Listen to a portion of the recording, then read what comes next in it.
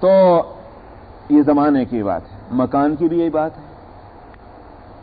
چنانچہ شراب پینا برا ہے، ہر جگہ برا ہے، ہر جگہ حرام ہے، لیکن اگر کوئی شخص شراب مسجد میں آ کر پینے لگے تو کیا کہیں گے آپ؟ خود کامن سینس کی بات یہی ہے، کسی شریعت سے کسی کتاب میں دیکھنے کی ضرورت نہیں۔ علماء یہ کہتے ہیں کہ مسجد میں شراب پینے کا گناہ جو ہے وہ عام جگہوں کے شراب پینے سے زیادہ بڑھ جائے گا۔ حرام وہاں بھی ہے، قابل سزا وہاں بھی ہے، مگر یہاں اس نے شراب بھی پی، ایک حرام فعل بھی کیا، اور دوسرے مسجد کی بے حرمتی بھی کی۔ اسی طرح سے حرمین شریفین میں جہاں نیکیوں کا ثواب زیادہ ہے کہ اگر کوئی شخص مسجد نبوی کے اندر نماز پڑھے تو 50,000 نمازوں کا ثواب ملے گا ایک نماز کا، اور حرم مکی کے اندر نماز پڑھے تو 1,00,000 نمازوں کا ثواب ملے گا۔ جہاں نیکیوں کی جزا زیادہ ہو رہی ہے وہاں برائیوں کی سزا بھی زیادہ ہے۔ اسی واسطے امت کا کہنا یہ ہے کہ جو قرآن سورہ بقرہ کی آخر رکوع کی آیت ہے، وَإِن تُبْدُوا مَا فِي أَنفُسِكُمْ أَوْ تُخْفُوهُ يُحَاسِبْكُم بِهِ اللَّهُ، کہ اگر تم اپنے دلوں کے اندر جو چیز ہے تم اس کو چھپا کر رکھو اس برائی کو یا اس کو کھول دو، اللہ اس کا حساب لے گا۔ تو امت کے علماء کا کہنا یہ ہے کہ یہ مسئلہ حدود حرم کے اندر ہے، حدود حرم کے اندر اور حدود حرم سے باہر تو اللہ سبحانہ و تعالیٰ کی یہاں پکڑ ہوگی صرف اعمال کی، خیالات کی نہیں، ارادوں کی نہیں۔ اگر برائی کا ارادہ کیا اور برائی نہ کی، کینسل کر دی کا لفظ یاد رکھیے، یہ مطلب نہیں کہ برائی کا ارادہ تو کیا تھا مگر برائی ہو نہ سکی۔ مثلا کوئی شخص چوری کرنے چلا، چوری کا ارادہ کیا، ابھی اٹھنے ہی جا رہا تھا کہ دوسرے لوگ جاگ گئے، ظاہر ہے کہ یہ نہیں کہا جائے گا کہ یہ گنہگار نہیں، یہ تو اس نے کینسل نہیں کیا، برائی کر نہ سکا، معذور ہو گیا۔ تو ایک شخص نے برائی کا ارادہ کیا مگر بعد میں اس نے خود ہی اس کو کینسل کر دیا، نہیں توبہ توبہ، یہ برائی نہیں کرنی چاہیے، اللہ کی یہاں بھی اس کی پکڑ نہیں ہوگی۔ پکڑ اس شخص کی ہوگی جس نے ارادے کو عملی جامہ پہنا دیا اور عمل کر لیا، اب اس کی پکڑ ہوگی۔ یہ تو ہے حدود حرم سے باہر، لیکن حدود حرم کے اندر جس نے برائی کا ارادہ بھی کیا اس کو بھی اس کی برائی پر بھی پکڑ ہوگی، حساب ہوگا اللہ سبحانہ و تعالیٰ کی یہاں۔ یہ حدود حرم کی خصوصیت ہے کہ جہاں نیکیوں کی جزا زیادہ ہے وہاں برائیوں کی سزا بھی اللہ تعالیٰ نے رکھی ہے۔ جب ارادے کی پکڑ ہوگی تو جو شخص وہاں برائی کر لے، ان حدود کے اندر برائی کر لے، اس کی سزا کتنی زیادہ ہوگی، اس سے آپ سمجھ سکتے ہیں۔ تو بہرحال یہاں نبی کی عورتوں کو خطاب کر کے فرمایا گیا کہ اے نبی کی عورتوں، تم میں سے جو بھی کھلی بے حیائی کی بات کرے گی اس کو دگنا عذاب دیا جائے گا، اور یہ بات اللہ کے لیے آسان ہے۔ وَمَن يَقْنُتْ مِنكُنَّ لِلَّهِ وَرَسُولِهِ، اور تم میں سے جس نے نیکی کی، اللہ کی طرف لو لگائی، اللہ کے واسطے اور اس کے رسول کے واسطے، اور جس نے نیکی کی، وَتَعْمَلْ صَالِحًا، اور نیک عمل کیا، نُؤْتِهَا أَجْرَهَا مَرَّتَيْنِ وَأَعْتَدْنَا لَهَا رِزْقًا كَرِيمًا، ہم اس کو دوہرا اجر دیں گے، ڈبل اجر۔ جب وہاں برائی کی سزا ڈبل ہے تو نیکی کی جزا بھی ڈبل ہے، فرمایا کہ ہم اس کو دوہرا اجر دیں گے۔ وَأَعْتَدْنَا لَهَا رِزْقًا كَرِيمًا، اور فرمایا کہ ہم نے تیار کر رکھی ہے ان عورتوں کے واسطے رزق کریم۔ وہاں رزقی کا تو مطالبہ تھا، نبی کریم صلی اللہ علیہ وسلم سے ڈیمانڈ کیا تھی، یا رسول اللہ خرچہ بڑھائیے، یا رسول اللہ خرچہ بڑھائیے، ہمارا گزر نہیں ہو رہا۔ فرمایا صبر کرو، نیکی کرو گے تو ہم نے تمہارے واسطے رزق کریم تیار کر رکھا ہے۔ اور ظاہر ہے کہ رزق نہیں فرمایا، رزق کریم فرمایا۔ کوئی تو بات ہے جو کریم کا لفظ ہے، عزت والا رزق۔ انسان کھانا جو کھاتا ہے اس کی دو غرضیں ہوتی ہیں، ایک غرض تو ہے پیٹ بھرے، اور دوسری غرض یہ ہے کہ صاحب میں ویسا کھانا کھاؤں کہ لوگوں کی نظر میں عزت والا بنوں، یہ دوسری غرض ہوتی ہے۔ اسی واسطے انسان اپنے دسترخوان پر 10 سالن کیوں رکھتا ہے، 4 قسم کی روٹیاں اور 5 قسم کے چاول کیوں رکھتا ہے؟ ظاہر ہے کہ پیٹ کیا ان سے بھرے گا؟ پیٹ تو ایک قسم کی روٹی اور ایک قسم کا سالن اس سے بھی بھر جائے گا، لیکن یہ جو 10 قسم کے الوان و اقسام کے جو کھانے ہیں یہ اسی واسطے تو ہیں کہ دیکھنے والے دیکھیں تو ہم کو بڑا سمجھیں، ہمیں عزت والا کہیں۔ شادی اور بیاہوں کے اندر، تقریبات کے اندر قرض ادھار لے کر کے جو لوگ اچھے کھانے بنواتے ہیں، کیوں بنواتے ہیں؟ ظاہر ہے کہ اس بات سے تھوڑی پیٹ بھرنا آنے والوں کا. اگر اتنی کوشش ہوتی تو پھر تو جس کو کہتے ہیں دعوت شیراز وہ ہوا کرتی. شیخ سعدی علیہ رحمہ کا واقعہ کہ وہ کہیں گئے کسی کے ہاں تو اس نے کی بہت شاندار دعوت کہ شیخ ہیں پتہ نہیں کہاں سے آئے ہیں کیا ہے, ان کی بہت پرتکلف دعوت کی. تو شیخ سعدی علیہ رحمہ نے کھانا کھایا, بہت مزیدار کھانا تھا. کہنے لگا بھئی کھانا بڑا لذیذ ہے مگر دعوت شیراز کے تو کیا ہی کہنے. اس نے کہا کہ معلوم ہوتا ہے کہ دعوت شیراز میں کھانا بہت ہی اچھا ہوتا ہوگا, جو ہمارے اس اعلیٰ درجے کے کھانوں کے مقابلے میں بھی. اس نے دوسرے دن شیخ کے واسطے اور اعلیٰ درجے کے کھانے پکا دیے. شیخ نے کھایا, کہنے لگا بھئی کل سے بھی زیادہ بڑے عمدہ کھانے ہیں مگر دعوت شیراز سے کیا کہنے. وہ بہت پریشان ہوا کہ سبحان اللہ, میں نے کل سے بھی عمدہ کھانے پکوایا, خوب خرچ کیا ہے, مگر وہ دعوت شیراز آخر کیسی ہے جس کو شیخ یاد کر رہے ہیں. 3 روز مہمانی ہوئی اور ایک سے بڑھ کر ایک کھانا پکایا, مگر شیخ کا وہی نعرہ کہ بھئی بہت عمدہ کھانا ہے سبحان اللہ, مگر دعوت شیراز سے کیا کہنا. وہ بیچارہ وہ بہت پریشان کہ جتنے قسم کے کھانے میں پکا سکتا تھا وہ پکا ڈالے. آخر بیچارہ صبر کر کے رہ گیا, میں کیا کر سکتا ہوں, جو میں نے بنایا سو بنایا. اتفاق سے ایک دفعہ اس کا شیرازی جانا ہو گیا جہاں شیخ سعدی رہا کرتے تھے, جہاں کے رہنے والے تھے. آخر وہ شیخ کے گھر بھی پہنچ گیا اور اس نے سوچا کہ آج شیخ کے یہاں وہ دعوت کھاؤں گا کہ جس کو شیخ یاد کیا کرتے تھے, دعوت شیراز دعوت شیراز. اب شیخ کے یہاں جو پہنچے تو شیخ نے بڑا استقبال اس کا کیا اور بڑی خوشی کا اظہار کیا. اور اس کے بعد کھانا آیا, کھانے کا وقت ہوا تو دسترخوان سیدھا سیدھا بچھایا اور جو گھر میں پکا تھا لا کر رکھ دیا. اب وہ انتظار میں بیٹھا کہ یہ تو عام کھانا ہے, وہ دعوت جو ہے جس کا نام دعوت شیراز ہے وہ کہاں, وہ کہیں بھی نہیں. کھانا کھا لیا, شیخ نے بھی کھایا اور گھر میں دال پکی تھی, دال آ گئی پتلی کہ جس میں 1 پاؤ اور ایک جو یوں کہیے کہ 1 کوارٹر جو ہے پاؤنڈ کے اندر ایک گھڑا پانی پڑا ہوا تھا اور معمولی قسم کی روٹیاں, یہ گھر میں پکا تھا, وہ لا کے رکھ دیا, وہ کھا لیا. اب اس کے بعد انسان میں بیٹھے, جب دیکھا اور کچھ نہیں آ رہا, پوچھا شیخ معافی چاہتا ہوں, وہ دعوت شیراز کیا تھی جس کو آپ یاد کرتے تھے؟ فرمایا یہی تو ہے کہ جو جس وقت مہمان آ جائے, جو گھر میں موجود ہو اس کو لا کر رکھ دی جائے, اس میں کسی طرح کی پریشانی نہ ہو کہ بھاگو دوڑو قرض کرو ادھار کرو بغلے جھانکو کہ غیر وقت میں مہمان آ گیا. یہ وہ دعوت ہے, کسی بھی وقت مہمان آ جائے کوئی پریشانی میزبان کو نہیں ہے, دوپہر کو آؤ کہ رات کو آؤ کوئی وقت. یہ ہے دعوت شیراز.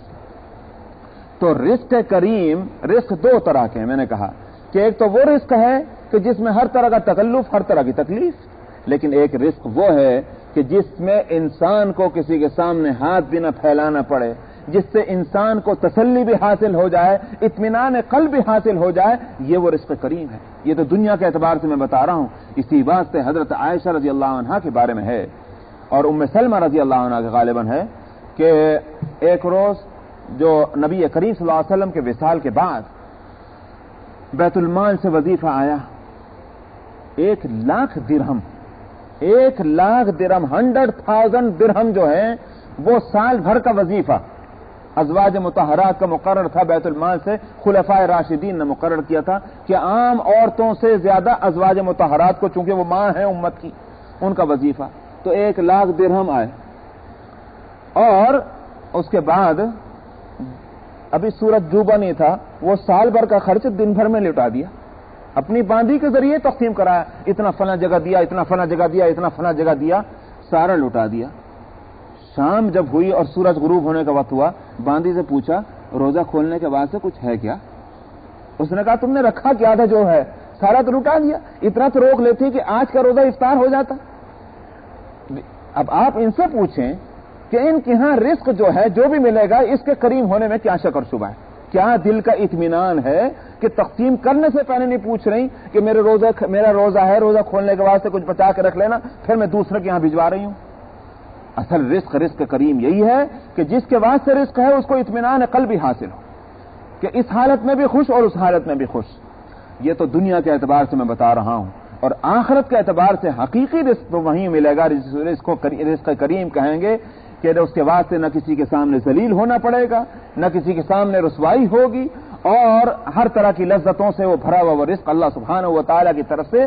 اور جس کو فرمایا نزلاً, کہ مہمانوں کی جس طرح تکریم ہوتی ہے اہل جنت کی جنت میں اسی طرح اعزاز و اکرام کے ساتھ ان کو وہاں کھانا کھلایا جائے گا جس طرح مہمانداری ہوا کرتی. یہ نہیں کہ اب جنت تمہاری جس طرح چائے کھاؤ پیو، چاہے یہ سوکھ ہے یا حرار ہے، کوئی تمہارا پرسان حال نہیں ہوگا. ایسا نہیں، جنت تمہاری، مگر اس جنت میں تمہارے ساتھ معاملہ اس طرح کیا جائے گا جس طرح مہمانوں کے ساتھ کیا جاتا ہے.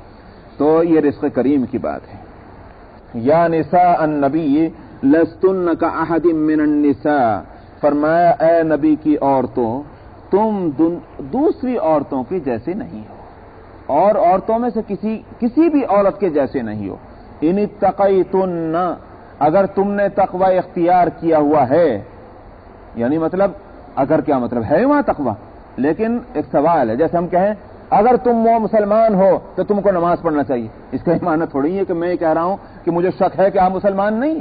تو ٹھیک اسی طرح ان اتقیتن، اگر تم نے تقوی اختیار کیا ہوا ہے، فلا تخضعن بالقول، تو اپنی بات چیت میں آواز میں کرختگی مت پیدا کرو. کرختگی کا مطلب وہ سختی نہیں ہے، ہو سکتا ہے میرے لفظ کا فرق ہو، مراد یہ ہے کہ بلکہ کرختگی میں نے غلط بولا، نرمی کا لفظ لائیے اس کے مقابلے میں. اپنی بات چیت میں ایسی نرمی، ایسی لچک نہ لاؤ کہ جس سے فیطمع الذی فی قلبہ مرض، کہ جس کے دل میں مرض ہے، بیماری ہے گناہ کی، اس کا دل جو ہے وہ للچا جائے. فیطمع الذی فی قلبہ، ایسے انداز میں گفتگو نہ کرو کہ جس کو یوں کہیے کہ آواز میں شیرینی گھلا دی، کہ آواز ایسی نکلی کہ دوسرا دیکھنے والا جو ہے وہ اس کی پاک بازی جو ہے وہ رخصت ہو جائے. انداز یہ نہیں ہونا چاہیے. ان اتقیتن، اگر تم میں تقوی ہے تو انداز گفتگو یہ ہونا چاہیے کسی کی نیت میں فطور نہ آنے پائے تم سے گفتگو کر کے، تو للچانے والی، لبھانے والی گویا گفتگو نہ ہو. وَقُلْنَ قَوْلًا مَّعْرُوفًا، مگر اس کا یہ معنی بھی نہیں کہ ڈانٹا پٹی کرنا شروع کر دو، پھر رسانیت سے بات نہ ہو. نہیں، وَقُلْنَ قَوْلًا مَّعْرُوفًا، مناسب انداز کی گفتگو ہونی چاہیے، لیکن ایسے انداز کی گفتگو نہ ہو کہ دوسرا آدمی سمجھے کہ معلوم ہوتا ہے کہ اس عورت میں کچھ ہے، اس سے اگر دل لگایا جائے، اگر اس سے تعلق بڑھایا جائے تو بڑھ سکتا ہے. ایسی کوئی گنجائش نہ پیدا ہو کسی ایسے آدمی کے لیے جس میں فسق اور فجور کا مادہ ہے. وَقَرْنَ فِي بُيُوتِكُنَّ وَلَا تَبَرَّجْنَ تَبَرُّجَ الْجَاهِلِيَّةِ الْأُولَى. یہاں سے مسئلے چلے ہیں، یوں کہیے کہ جس کو میں کہہ سکتا ہوں پردے کے مسئلے. تو کنفیوژن ہوتا ہے. آج بہت سے لوگ جو ہیں اس معاملے میں شک ڈالنے کی کوشش کرتے ہیں قرآن پاک کی آیات سے. خوب یاد رکھیے، دو چیزیں ہیں، ایک ہے ستر اور ایک ہے حجاب. تمہید تو میں نے پہلے ہی اسی لیے قائم کی تھی کہ تاکہ مسئلہ حجاب کا جو ہے وہ اچھی طرح سمجھ میں آ جائے. اس تمہید کو اگر ذہن میں نہ رکھیں گے جو میں نے پہلے قائم کی تھی تو شاید ہو سکتا ہے کہ تھوڑا الجھا ہو. لیکن بہرحال ایک ہے ستر اور ایک ہے حجاب. قرآن شریف میں کہیں کہیں تو ستر کے مسائل آئے ہیں اور کہیں حجاب کے مسائل آئے ہیں. تو اس میں لوگ کیا ہیں وہ خلط ملط کر دیتے ہیں. ستر تو وہ چیز ہے کہ جو بھی اس کی حد ہو، یہاں میں حد نہیں بتلا رہا ہوں، حد کو بعد میں بتلاؤں گا. لیکن ستر کی تعریف کیا ہے؟ ستر بدن کے اس حصے کو کہتے ہیں کہ جس کا ہر وقت چھپانا ضروری ہے، چاہے ابا سامنے ہو، چاہے اماں سامنے ہو، اور چاہے اولاد سامنے ہو، چاہے بھائی اور بہن سامنے ہو، چاہے مرد کا ستر ہو چاہے عورت کی ستر ہو، لمٹ ان کی کچھ بھی ہو. لیکن ستر وہ ہے کہ کسی کا دوسرے کے سامنے اس کا کھولنا جائز نہیں. یہ ہے ستر. اور اس حصے کو کھولیں گے تو نماز بھی نہیں ہوگی. اس پر بھی اتفاق، نماز نہیں ہوگی اگر ستر کھل گیا.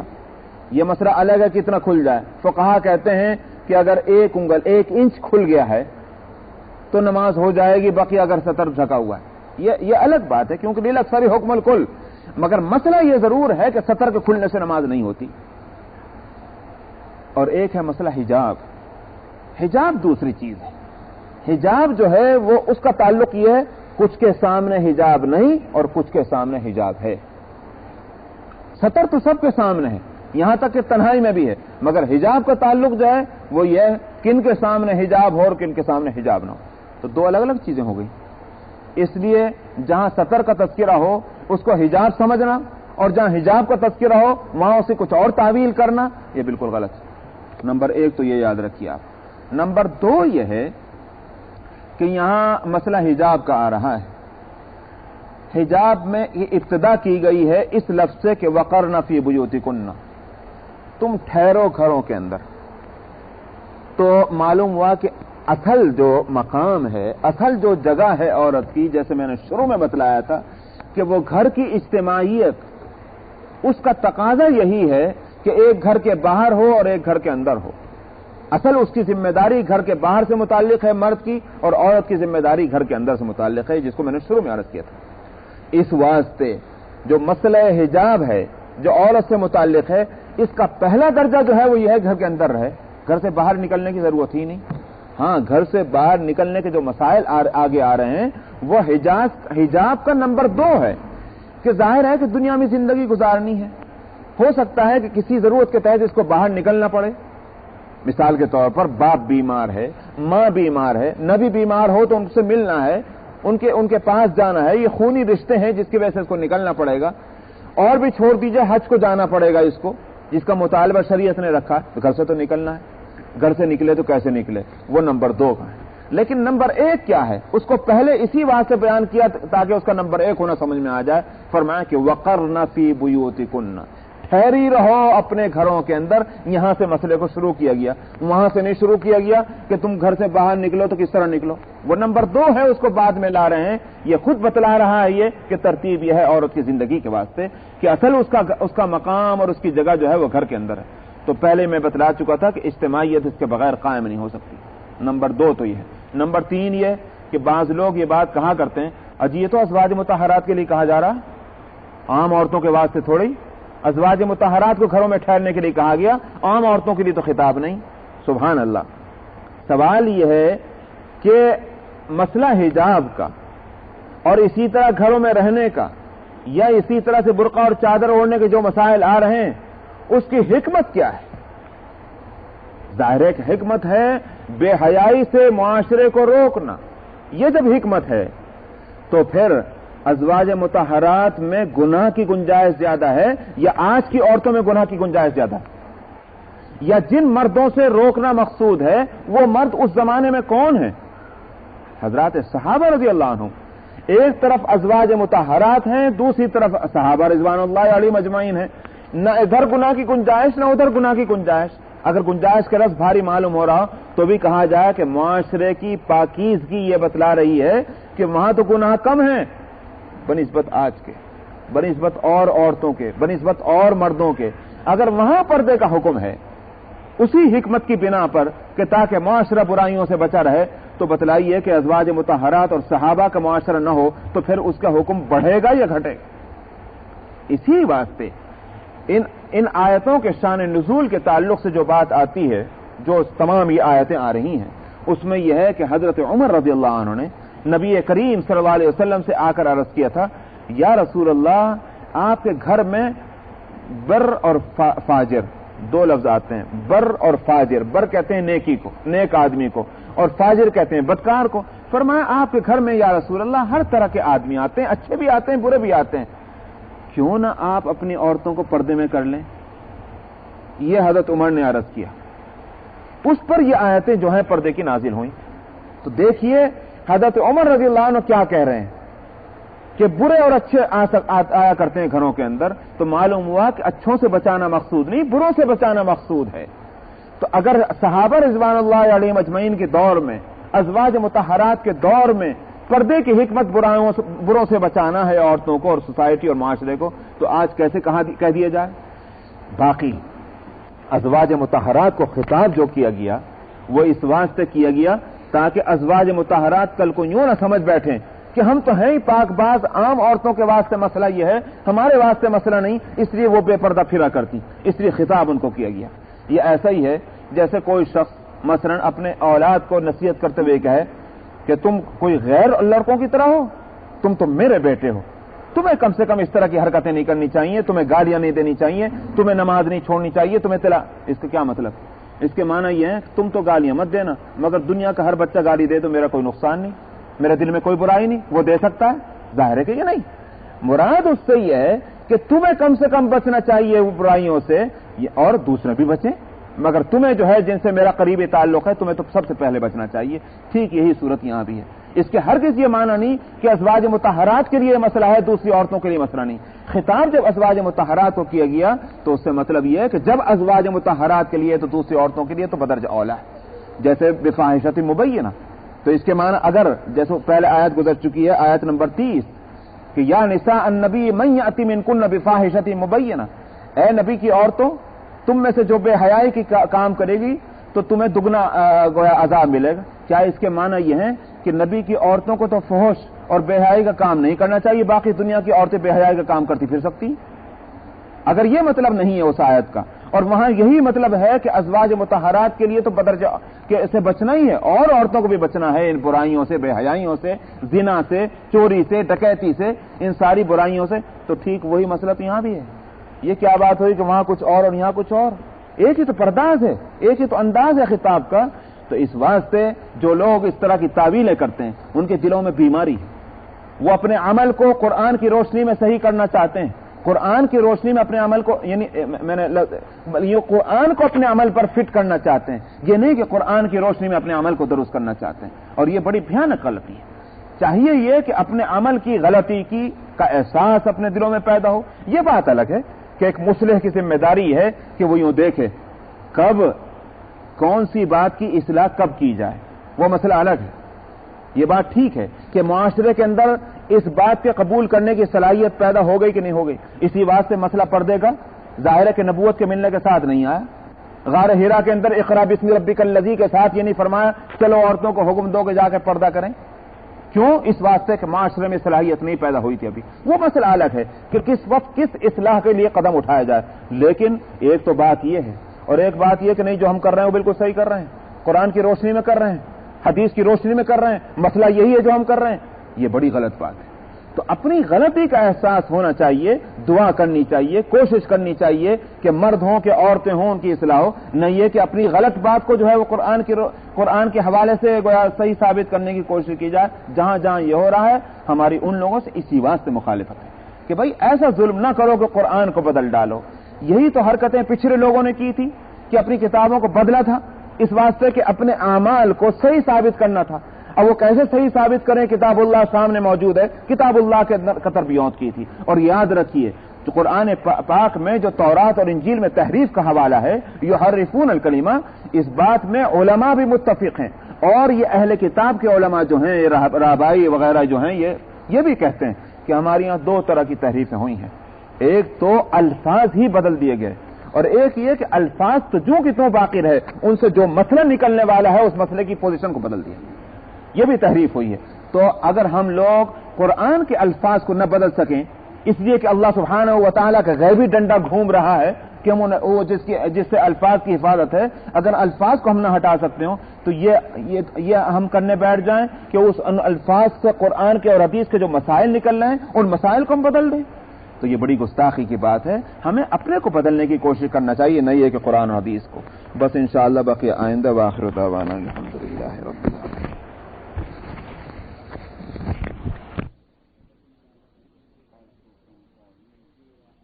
445 سورہ الاحزاب آیت نمبر 33۔ اعوذ باللہ من الشیطان الرجیم، بسم اللہ الرحمن الرحیم۔ وقرن في بيوتكن ولا تبرجن تبرج الجاهلية الأولى وأقمنا الصلاة وآتينا الزكاة وأطعنا الله ورسوله إنما يريد الله ليذهب عنكم الرجس أهل البيت ويطهركم تطهيرا واذكرن ما يتلى في بيوتكن من آيات الله والحكمة إن الله كان لطيفا خبيرا. إن المسلمين والمسلمات والمؤمنين والمؤمنات والقانتين والقانتات والصادقين والصادقات والصابرين والصابرات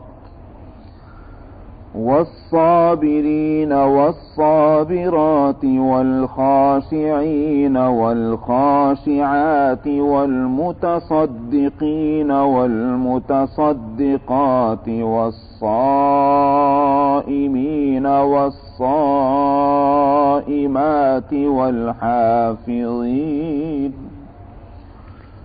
والحافظين فروجهم والحافظات والذاكرين الله كثيرا والذاكرات أعد الله لهم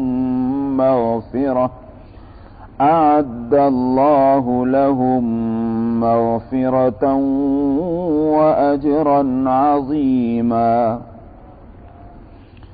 وما كان لمؤمن ولا مؤمنة إذا قضى الله ورسوله أمرا أن يكون لهم الخيرة من أمرهم ومن يعص الله ورسوله فقد ضل ضلالا مبينا.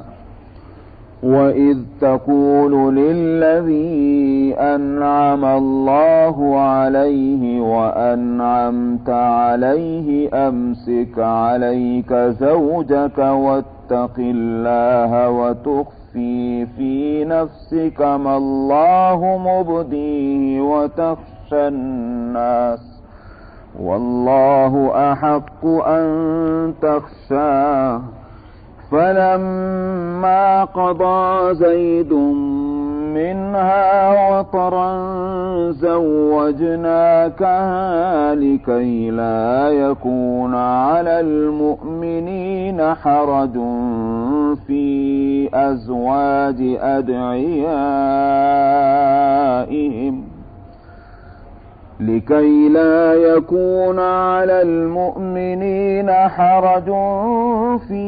أزواج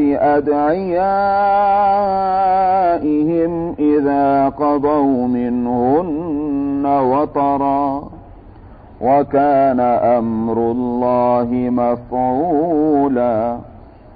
ما كان على النبي من حرج فيما فرض الله له سنة الله في الذين خلوا من قبل وكان أمر الله قدرا مقدورا. الذين يبلغون رسالات الله ويخشونه ولا يخشون أحدا إلا الله وكفى بالله حسيبا. ما كان محمد أبا أحد من رجالكم ولكن رسول الله وخاتم النبيين وكان الله بكل شيء عليما. يا أيها الذين آمنوا اذكروا الله ذكرا كثيرا وسبحوه بكرة وأصيلا. هو الذي يصلي عليكم وملائكته ليخرجكم من الظلمات إلى النور وكان بالمؤمنين رحيما. تحيتهم يوم يلقونه سلام وأعد لهم أجرا كريما صدق الله العظيم.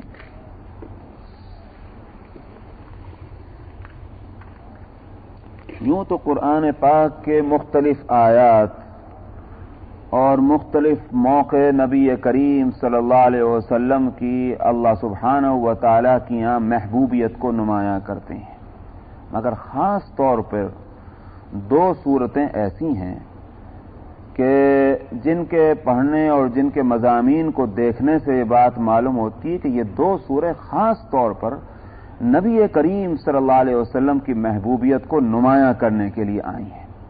ان میں سے ایک سورہ الحجرات جو 26ویں سپارے میں ہے، اور ایک یہ سورہ الاحزاب، اور اس میں جتنے واقعات آئے ہیں اور آ رہے ہیں ان سب کا حاصل یہ ہے کہ نبی کریم صلی اللہ علیہ وسلم کو ان باتوں سے تکلیف ہے، اور جو بات نبی کریم صلی اللہ علیہ وسلم کو تکلیف پہنچا رہی ہے وہ اللہ کو کسی طرح بھی پسند نہیں ہے۔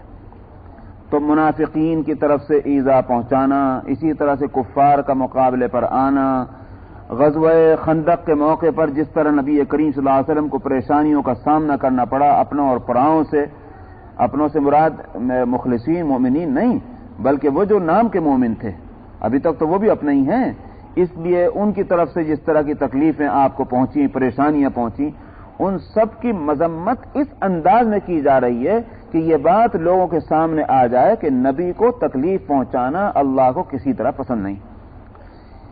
تو اسی ذیل میں ازواج مطہرات کا بھی ذکر آیا۔ ازواج مطہرات سے جو ایک عمل ہوا تھا جس کی تفصیل میں گزشتہ ہفتے بیان کر چکا ہوں، وہ بھی نبی کے لیے تکلیف دہ ہیں۔ ازواج مطہرات کا بھی عمل جو نبی کے لیے تکلیف دہ ہو وہ بھی اللہ کو گوارا نہیں ہے، حالانکہ ازواج مطہرات امت کی مائیں ہیں۔ ازواج مطہرات تمام دنیا کے انسانوں مومن عورتوں سے کہیں افضل ہیں، اللہ کے نزدیک افضل ہیں، مگر ان کا بھی نبی کو تکلیف پہنچانا، ان کا بھی وہ عمل کہ جس سے نبی کے قلب کو ٹھیس پہنچے، وہ بھی اللہ کو کسی طرح پسند نہیں ہے۔ تو اس واسطے یہاں ازواج مطہرات کو خطاب ہے۔ جو آیت نمبر 32 ہے، یا نساء النبی لستن کاحد من النساء، اے نبی کی عورتوں تم دنیا کی عورتوں کی جیسی نہیں ہو۔ ظاہر ہے کہ ازواج مطہرات کو جو یہ کہا جا رہا ہے کہ تم دنیا کی عورتوں کی جیسی نہیں ہو، وہ کیوں؟ اس لیے کہ اور نبی کی بیویاں نہیں، تم نبی کی بیوی ہو۔ نبی کو اور عورتوں سے یا اور عورتوں کو نبی کی ذات سے وہ قرب نہیں جو تمہیں ہے، اور تم سے نبی کو ہے، بات واضح ہے۔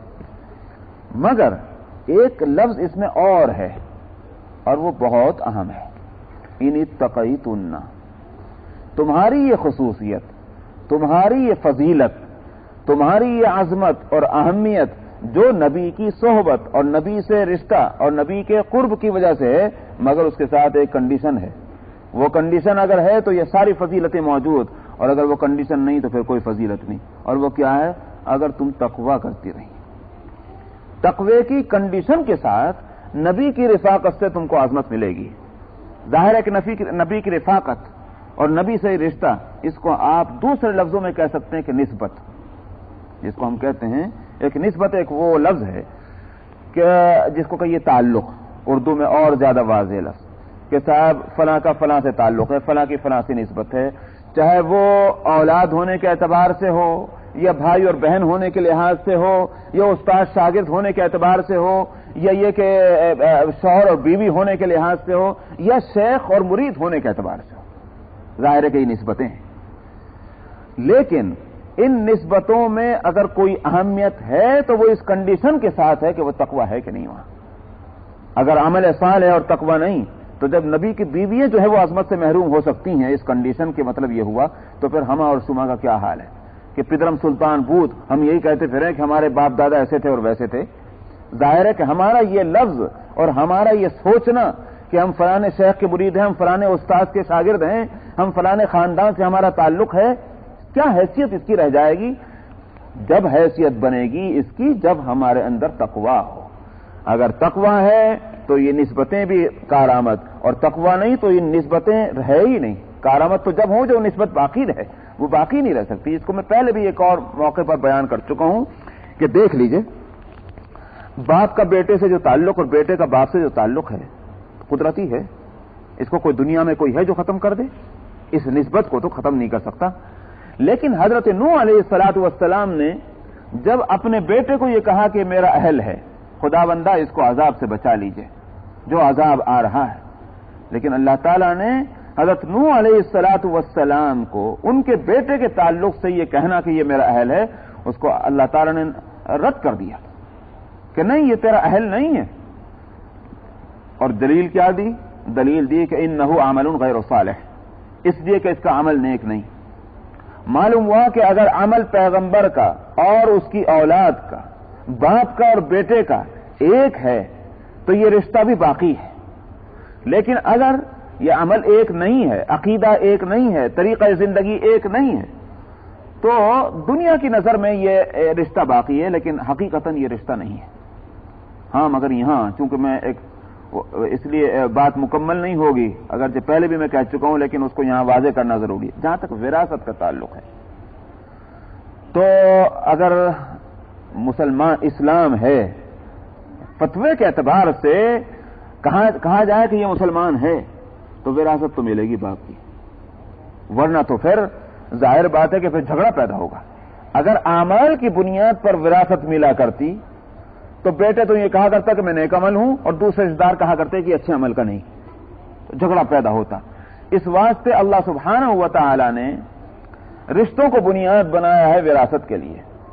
باپ اگر مسلمان اور بیٹا مسلمان ہے، چاہے وہ متقی نہ ہو اور باپ متقی تھا، وہ پرہیزگار نہ ہو جبکہ باپ پرہیزگار تھا، وہ نمازی نہ ہو جبکہ باپ نمازی تھا، ترکہ ملے گا، وراثت ملے گی، کیونکہ جھگڑے سے نمٹانا گویا بچانا ہے مسئلہ. لیکن ایک ہے وراثت کا مسئلہ، ایک ہے اس نسبت کے بقا کا مسئلہ.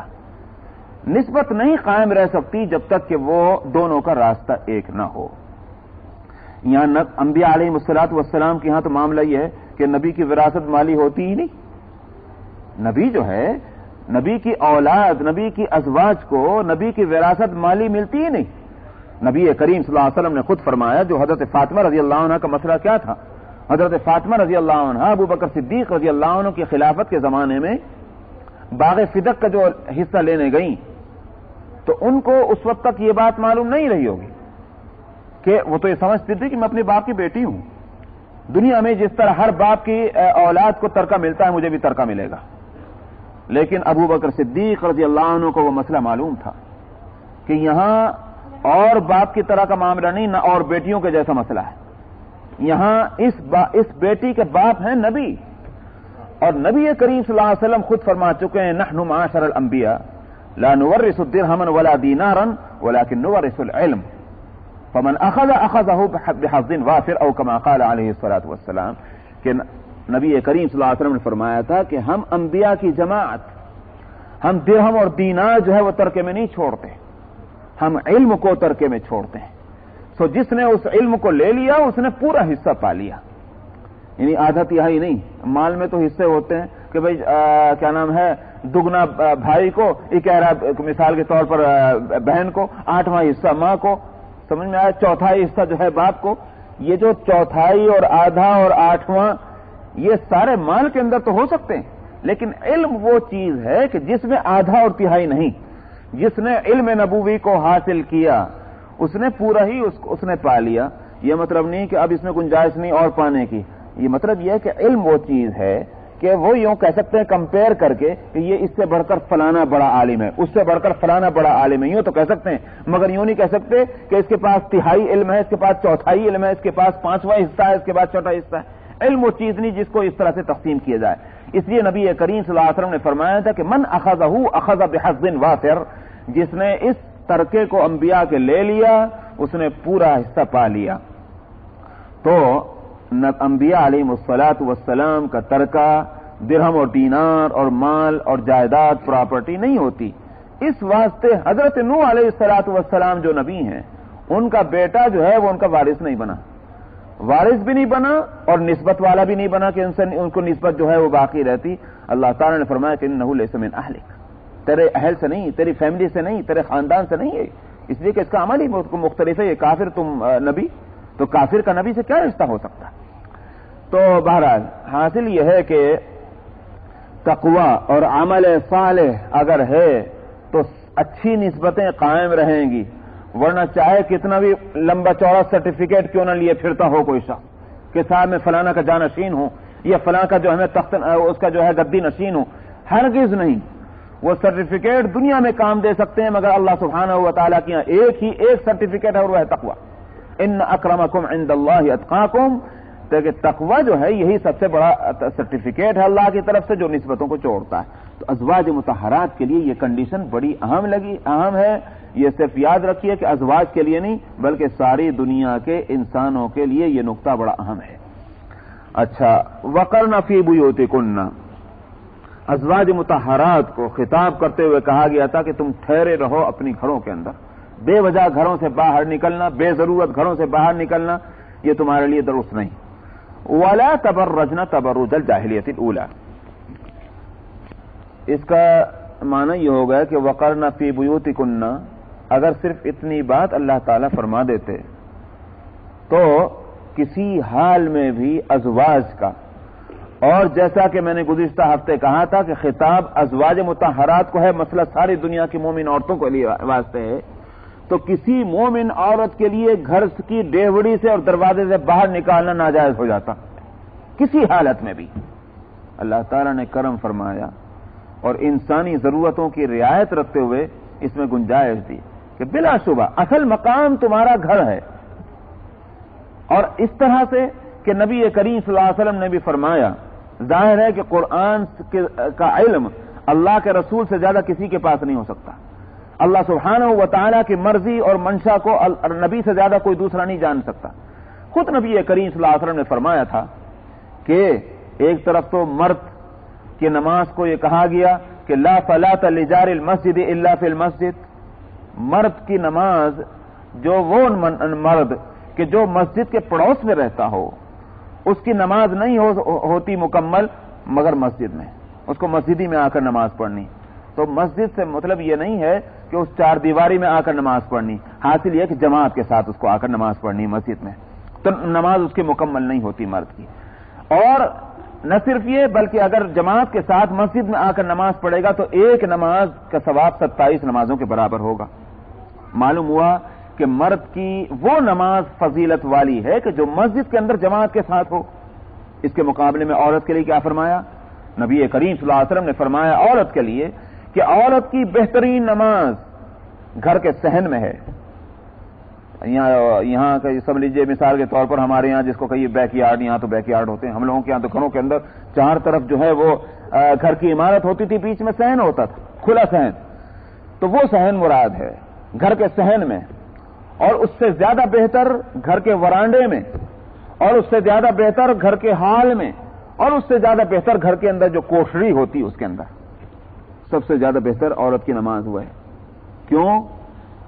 ظاہر ہے کہ مرد کی نماز مسجد میں جمگھٹوں کے اندر اجتماعیت کے ساتھ اس کی نماز کو بہتر قرار دیا، اس لیے کہ مرد جو ہے وہ اجتماع کے لیے آیا ہے، وہ آیا ہی جمگھٹے کے واسطے، ورنہ تو اس کا کاروبار نہیں چلے گا. اور عورت جو ہے اس کو گھر میں رکھا گیا، تو اگر اس کی نماز کو جماعت کے ساتھ نماز کو اگر فضیلت والا قرار دیتے تھے تو دو حکم ٹکرا جاتے کہ ایک طرف تو اللہ میاں کہہ رہے ہیں گھر میں رہو، اور دوسری طرف کہتے ہیں کہ تمہاری نماز وہ اچھی ہوگی جو مسجد میں ہوگی. یہ کیا تماشا ہے؟ اس لیے نماز بھی اس کی وہی اچھی ہے جو گھر کے اندر ہوگی. مگر اس کا یہ معنی نہیں ہے کہ جیسے مثال کے طور پر اگر کسی جگہ پر مرد جماعت سے نماز پڑھ رہے ہیں، وہاں کسی بھی وجہ سے کسی بھی دینی دنیاوی ضرورت سے عورتیں موجود ہیں، تو اس کا یہ معنی نہیں کہ عورتیں نماز چھوڑ کے چلے جائیں کہ نہیں ہم تو گھر میں پڑھیں گے، اس کا یہ مراد نہیں. مگر جماعت کو حاصل کرنے کے واسطے گھروں سے نکلنا، اس کا مطالبہ عورتوں سے نہیں، اس بات کو ذہن میں رکھا جائے، قطعاً نہیں ہے. بلا شبہ اس سلسلے میں احادیث موجود ہیں، ایسی احادیث کہ جس سے معلوم ہوتا ہے کہ ازواج مطہرات یا اور بیویاں مسلمانوں کی وہ جماعت کی نمازوں میں شریک ہوتی تھی، بالکل درست. مگر یہ اس وقت کی بات ہے کہ جب اسلام کے تمام احکام اور مسائل شریعت جو ہیں وہ انڈر پروسیس تھے، مکمل نہیں ہوئے تھے۔ پردے کا مسئلہ تو آیا ہی ہے سر 5 ہجری کے اندر، اس سے پہلے تو تھا بھی نہیں۔ اسی واسطے اس سے پہلے عورتیں آزادی کے ساتھ چلتی تھیں پھرتی تھیں، عورتیں مرد گھروں کے اندر آتے تھے جاتے تھے۔ خود میں بتلا چکا ہوں کہ ازواج مطہرات کے تعلق سے بھی کہ جس وقت ازواج مطہرات نے اپنے نان نفقے میں اضافے کا، خرچے میں اضافے کا مطالبہ کیا نبی کریم صلی اللہ علیہ وسلم سے، اور نبی کریم صلی اللہ علیہ وسلم غمزدہ